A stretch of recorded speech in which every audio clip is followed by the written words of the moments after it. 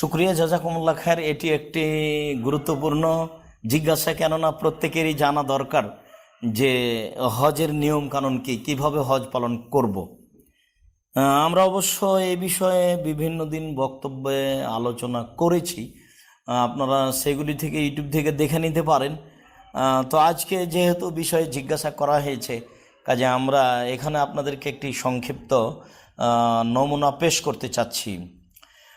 রাসূল সাল্লাল্লাহু আলাইহি সাল্লাম বলেছেন, খুযু আন্নী মানাসিকাকুম, তোমরা আমার নিকট থেকে তোমাদের হজের নিয়ম কানুন গ্রহণ করো। এটা রাসূল সাল্লাল্লাহু আলাইহি সাল্লামের আদেশ। খুযু আন্নী মানাসিকাকুম, তোমরা তোমাদের হজের নিয়ম কানুন আমার নিকট থেকে গ্রহণ করো। তাহলে হজ পালন করতে হবে রাসূল সাল্লাল্লাহু আলাইহি সাল্লামের দেওয়া নিয়ম কানুন অনুযায়ী। এ মর্মে আপনাদেরকে আমি শুধু খালি আমল বাস্তবায়ন হিসাবে পেশ করছি।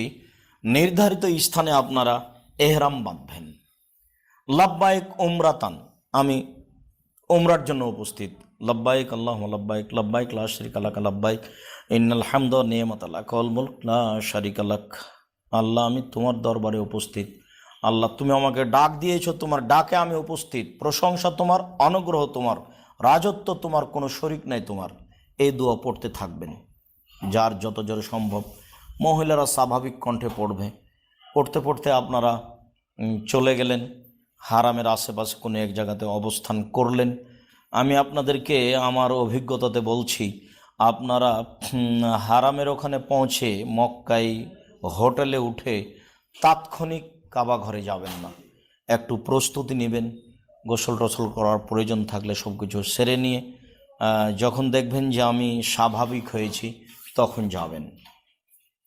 সম্মানিত দর্শক মণ্ডলী, আপনি তো এহরাম বেঁধে লাব্বাইক মর্মে দোয়াটি পড়ছেন। আবু হুরায়রা রাদিয়াল্লাহু তাআলা আনহু